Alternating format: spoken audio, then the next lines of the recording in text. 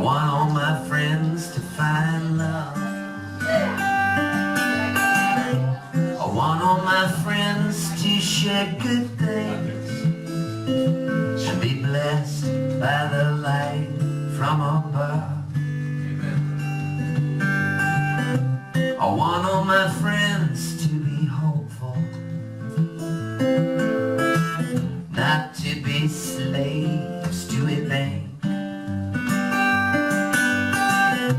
I hope that my friends never have to roll through the streets in a tank. I want all my friends to have kitchens stocked up with bountiful food. I hope they wake with a smile, say words like totes, os, and dude. I want all my friends to know laughter, uncontrollable from deep in the gut. I want all my friends to have fine shoes and to pat someone cute on the butt. I want all my friends to go travel and to see the world for just what it is.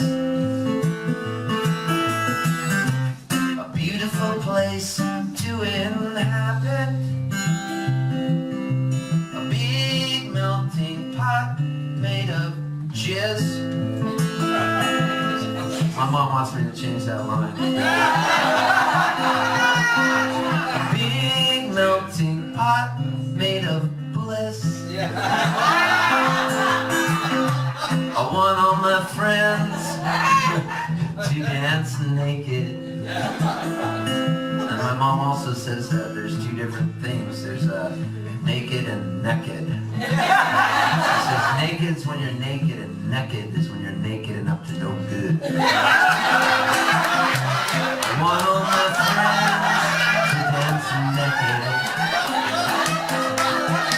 so that all of their neighbors can see.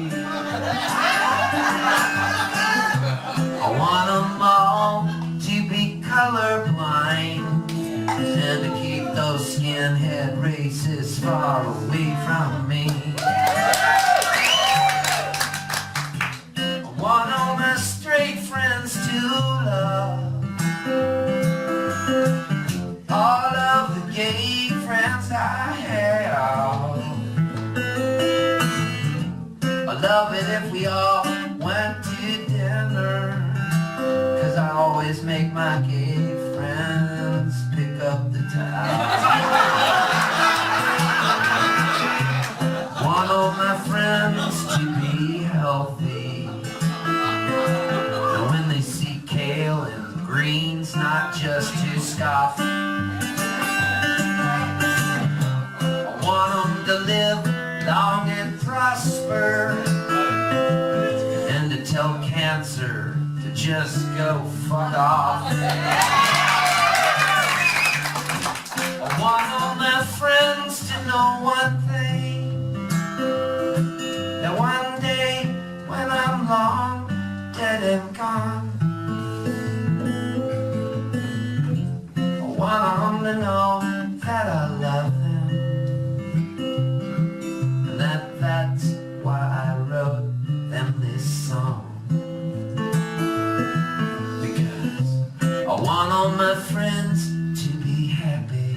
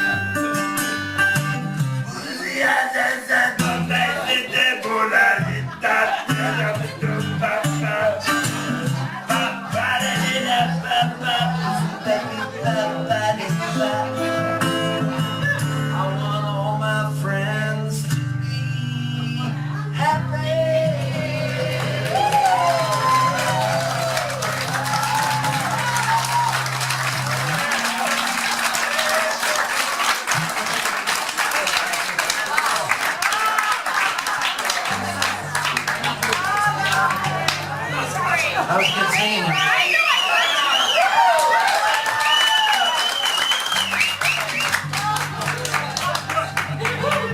That was some great singing you guys. Seriously.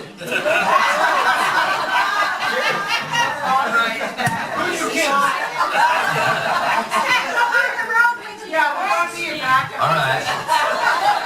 When I did that song earlier tonight from Avenue Q, and I was trying to learn all the words, it's so fun whenever I hear certain songs that strike my fancy. And for whatever reason, my whole life I've always had this really good memory just for lyrics. And I was never left brain, more right brain, really not good at math, but good with lyrics and memorizing things. And I don't know why. If it had a melody to it, I would memorize it. So I was traveling around Ireland, and I would walk into pubs, and I would hear certain songs that just hit me. And it was so fun when you would walk in, because you would think, God, when do the people have a chance to breathe singing some of these songs where the words are just linked together so much? And I would sit and watch these guys in Ireland, because I lived there a while and had such a good time. I remember I walked to this one pub one night, and this guy was like, was Johnny Mickeldew and McGee and me and a couple Tourtree went on a spree one day. We had a bob or two, which we know how to blow, let the beer and whiskey flow, and we all felt gay. Visited McCann's, Mickelman, something to dance. Then went into Swans, our stomachs were to pack. We ordered up a feed, which indeed we didn't need, and we finished it with speed, but we still felt slack. Johnny Mickeldew turned his blue as the day with a plate of Irish stew. He's simping out of sight. He shouted out on call when a roar for some more, said he never felt before such a keen appetite. He ordered eggs and ham, bread and jam, went to cram, but him we couldn't ram, though we tried a level best. For everything we brought, cold or hot, mattered not. It went down like a sock, but he still stood the test. He swallowed tripe and lard by the yard. He got scared. He thought he would go hard when the waiter brought the bill. When the beckoned to the door, said the Lord, he beckoned to get more. Before he had his fill, he nearly sucked his broth full of Mark Groth, says McGrath. If they borrowed the tablecloth, they could not harm. When the waiter brought the charge, Mickeldew felt so large, he began to curse and barge, tear his blood on fire, began to curse and swear, tear his hair in despair. He finished the affair, called the shopman a liar. Shopman, he was stout, and no doubt he'd a pout. Mickeldew, he kicked about like an old football, stripped him of his clothes, broke his nose. I suppose he'd have killed him with a few blows in no time at all. Mickeldew began to howl and to scowl and to growl. He threw an empty barrel at the shopkeeper's head, struck on Mickey Flynn, peeled the skin off his chin, and the Russians would begin, and we all fought and bled. Coppers did arrive, man alive, for a 5 minute us. They made a drive for us all to march away. We paid for all the mate that we ate, stood a tray, and went home to remonade on the spree that day. It's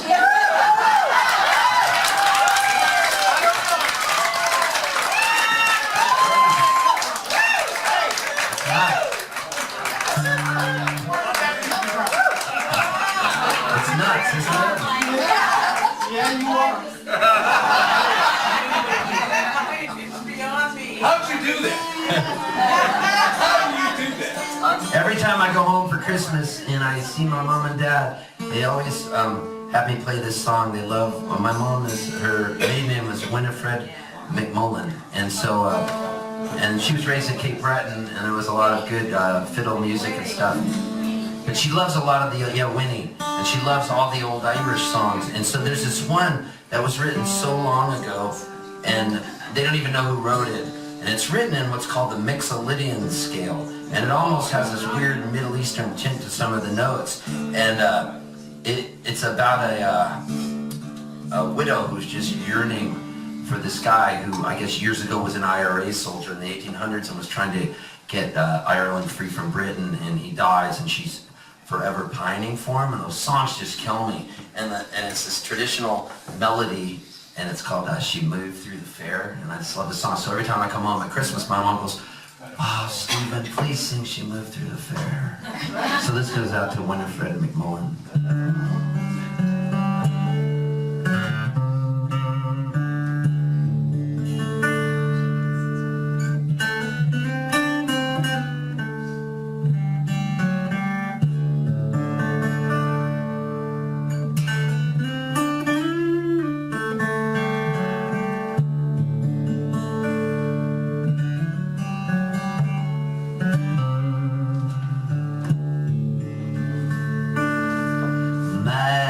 Young love said to me, "My mother won't mind, and my father won't slight you for your lack of kind." Then she laid her hand on me, and then she did say, "It will not be long till our wedding." And she stepped away from me, and she moved through the fair. And finally I watched her move here and move there. Then she went her way homeward with one star away, as the swan in the evening glides over.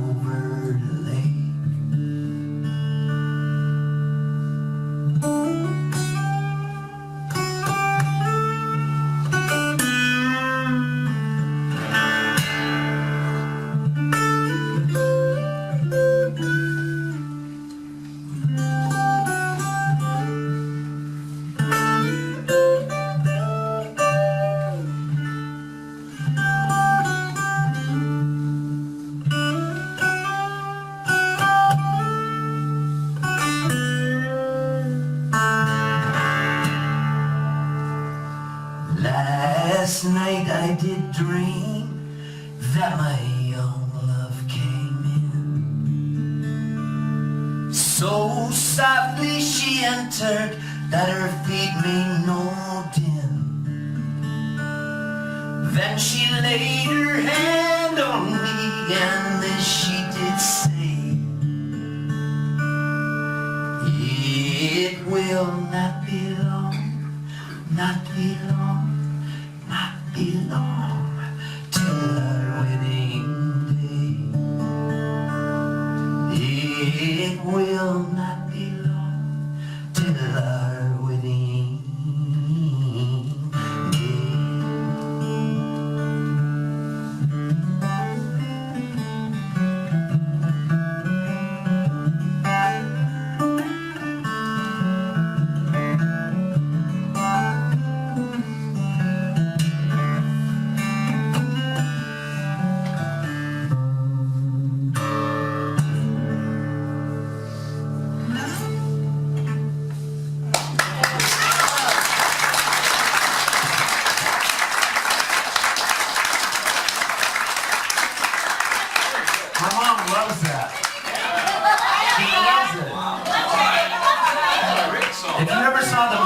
Michael Collins.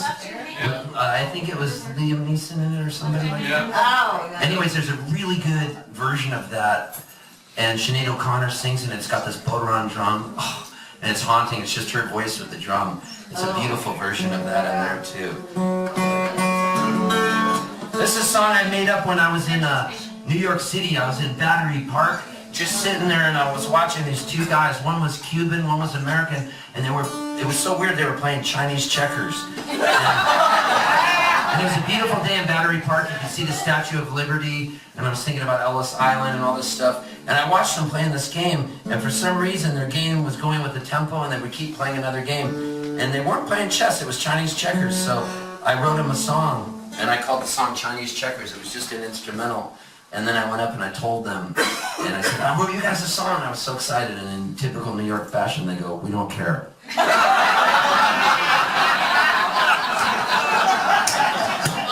I care, and here's the song I wrote for them. It goes like this.